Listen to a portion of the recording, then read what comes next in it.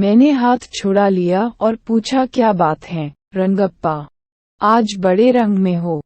मेरा अच्छापन देखने को तुम मेरे घरवाले हो क्या?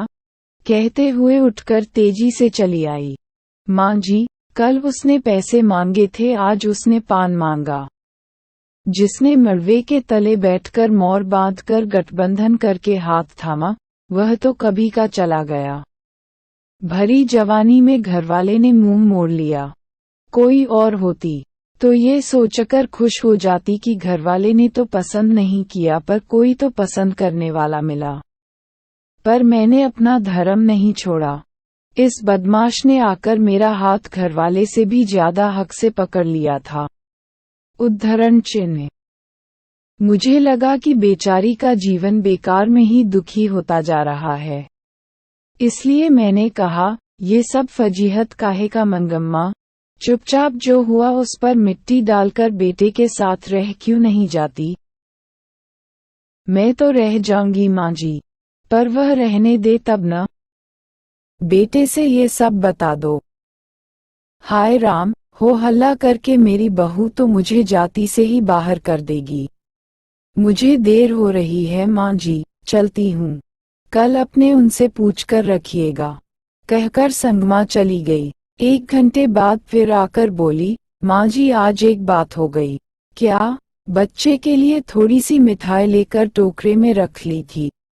मंगम्मा ने पहले ही बताया था कि उसके पोते को उसके पास वह आने नहीं देती, इसलिए मुझे ये समझ में न आया कि बच्चा कौन सा है।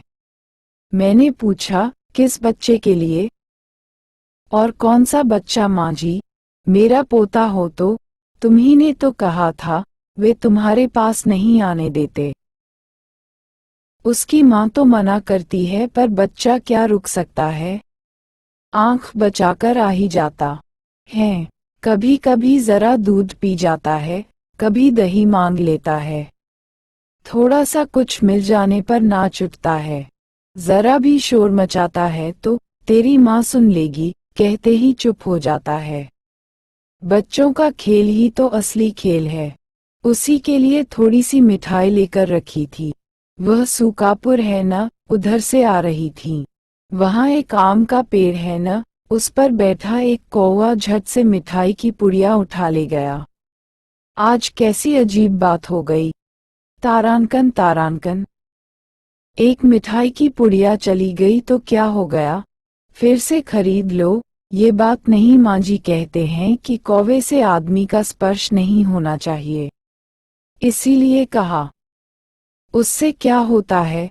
कहते हैं उससे जान का खतरा हो जाता है। मुझे लगा मेरे दिन पूरे हो चले। बाद में ये सोचकर खुशी भी हुई कि चलो अच्छा हुआ, ये जन्म किसी नहीं चाहिए। अच्छा है जल्दी से भगवान के चरणों में पहुंच जाऊंगी।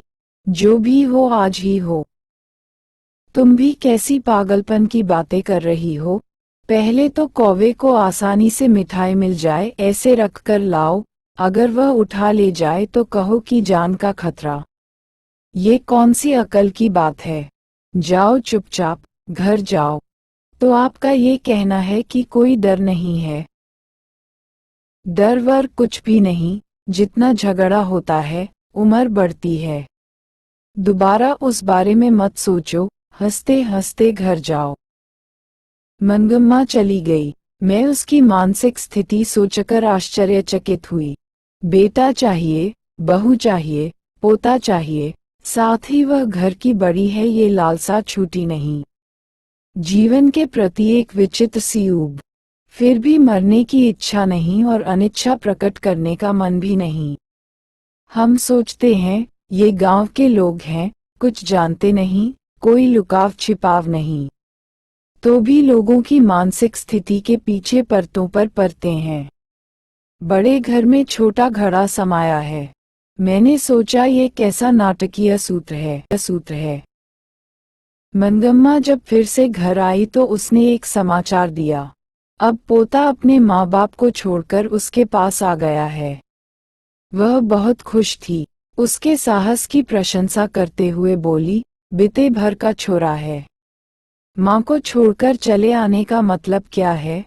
कल दोपहर को आए लड़के ने कह दिया फिर से माँ के पास नहीं जाऊंगा। इतने दिन चोरी चोरी आया करता था, जब वह घर नहीं पहुंचा तो माँ ने आकर शोर मचाया, पीटने की धमकी दी।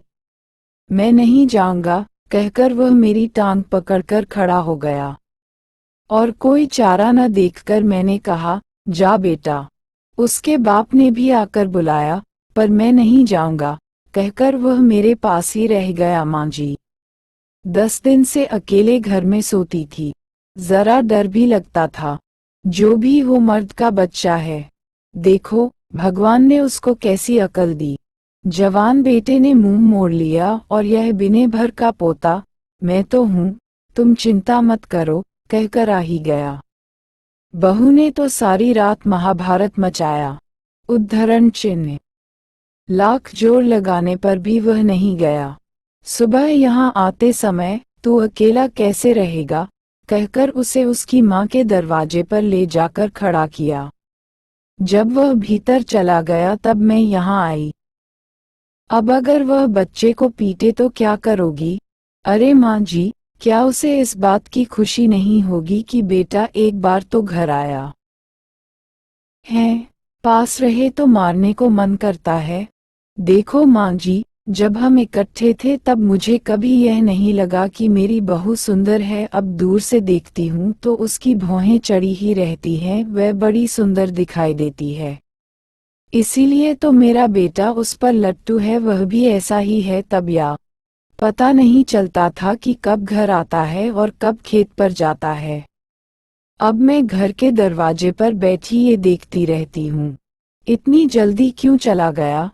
इतनी देर तक क्यों नहीं आया? माँ जी, उसे भी तो ऐसा ही लगता होगा ना। यदि वह पीटेंगी तो कल दही बेचने निकलूंगी तो मेरे साथ ही चला आएगा। 9 महीने पेट में रखकर पीर सहकर पैदा किए बच्चे को छोड़ देगी। मुझे ये सोचकर आश्चर्य हुआ कि वह कितनी दूर तक सोचती है। मुझे लगा कि कुछ दिनों में उनका झगड़ा निबट जाएगा और सभी सुखी रहेंगे। हुआ भी ऐसा ही।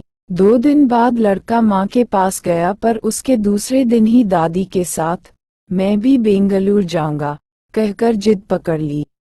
बेचारी बुढ़िया के लिए सिर पर दही की मटकी वाला टोकरा और गोद में पोते को लेकर 3 मील चलना असंभव था। उसकी समझ में न आया कि क्या करे। बेटे और बहू ने आकर समझाया, उस दिन हमसे गलती हो गई। तुम भी गुस्सा करके यूं रहोगी तो कैसे चलेगा माँ? गांव के 4 बड़े बूढ़ों ने भी उसे समझाया। वह भला क्यों अपना बड़प्पन खोती? मंगम्मा अपनी इच्छा से ही फिर खुशी खुशी अपनी बहू के साथ रहने लगी। परंतु पोता तो दादी के पास ही रहने की जिद पकड़े बैठा था। इसलिए एक नया प्रबंध शुरू हुआ। शुरू से ही दूध दही का व्यापार मंगम्मा के हाथ में था। बहू के आने पर भी संगमा ने उसे अपने हाथ में ही रखा। जब कोई बहू बनकर आती है तो घर के खाने पकाने की जिम्मेदारी भी उस पर पड़ती है। वास्तव में बात ये थी कि दही बेचने पर 4 पैसे हाथ आते थे। अब पोते ने सदा दादी के पास रहने की हट पकड़ी थी। बहू बोली, इतनी धूप में इस उम्र में तुम क्यों बाहर जाती हो? भला कितने दिन ये काम कर सकोगी? घर में ही खाना पीना बनाकर मालकिन की तरह रहो। दही बेचने का काम मैं देख लेती हूँ। ठीक है, कह दिया। साथ ही यह भी कहा कि कभी कभार मैं चली जाऊंगी। रोज जाने का काम तुम ही करो। एक दिन सास बहू दोनों आईं। एक की गोद में बच्चा था, दूसरी के सिर पर मटकी वाला टोकरा।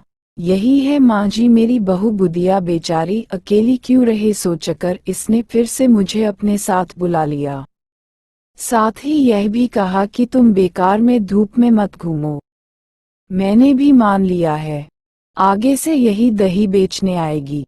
ये बताकर मंगम्मा ने बहू को हमें दिखा दिया।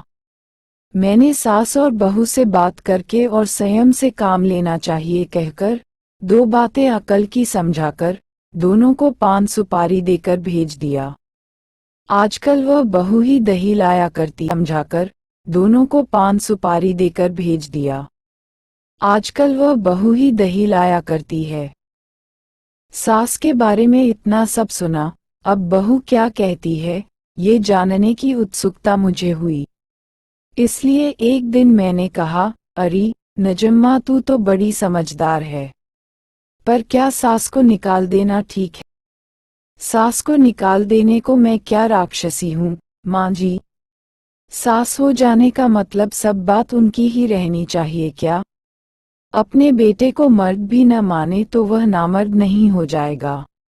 यह मेरा घरवाला है, मैं उसकी पत्नी हूँ। भला मैं घर कैसे चलाऊं? ये ठीक है कि उन्होंने जन्म दिया, पाला पोसा, चाहे तो वे ही अपने बेटे पर अपना हक रखें। मैं चुप रहूंगी, पर मैं अपने बेटे को भी मार नहीं सकती, तो मैं कहाँ की बहू रही? बेटा तुम्हारा है ये जताने को पीटना जरूरी है क्या? मारना, प्यार करना तो चलता है, पर जब मारने पर पूछती कि क्यों मारती है, तब प्यार करने पर क्यों नहीं पूछती? इसलिए इन सब से कौन माथापच्ची करे? मेरा बेटा मेरा है, मेरा पति मेरा होना चाहिए। बहू होकर मैं अगर एक बात न कह सकूं, एक थप्पड़ न लगा सकूं तो मेरा घर चलाना किस काम का? मुझसे मंगम्मा ने जब अपनी बात सुनाई थी, तब लगा था कि उसकी बात सही थी। अब इसने अपनी बात कही तो लगा इसकी बात भी सही है। मैंने पूछा, तो अब तुम्हें घर में कुछ छूट मिली? अब पहले से जरा ठीक है, जो भी हो जरा संभल कर चलना ही पड़ता है। अगर झगड़ा करूं तो मेरी सास पता नहीं किसे सारे पैसे दे डाले। हमारे गांव में रंगप्पा नाम का एक आदमी, रंगप्पा से ही पता चला था। तब मैंने बच्चे को सिखाया तू अपनी दादी के पास चला जा, वह मिठाई देती है। हमारे घर कदम मत रखना।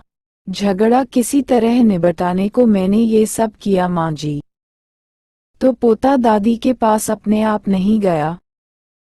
बच्चा भी गया, मैंने भेज भी दिया माँ जी। ये सब बताने की बातें थोड़े ही हैं। आदमी लोग ये सब कहाँ समझते हैं? मुझे ऐसा लगा कि मंगम्मा भी अक्ल से कुछ कम नहीं। उस घर में अब सास और बहू में स्वतंत्रता की होड़ लगी है। उसमें माँ बेटे और पति पत्नी है। माँ बेटे पर से अपना हक नहीं छोड़ना चाहती, बहू पति पर अधिकार जमाना चाहती है। ये सारे संसार का ही किस्सा है। इसकी हार जीत क्या होगी यह कहा नहीं जा सकता। पानी में खड़े बच्चे का पांव खींचने वाले मगरमच्छ की सी दशा बहू की है। ऊपर से बांह पकड़कर बचाने की सी दशा माँ की है। बीच में बच्चे की चेष्टा करने वाले को कष्ट होता है। गांव में ये बात दही बेचने वाली मंगम्मा के घर में है तो शहर में दही लेने वाली मंगम्मा के घर में भी है। यह नाटक चलता ही रहता है। इस नाटक का कोई अंत नहीं है।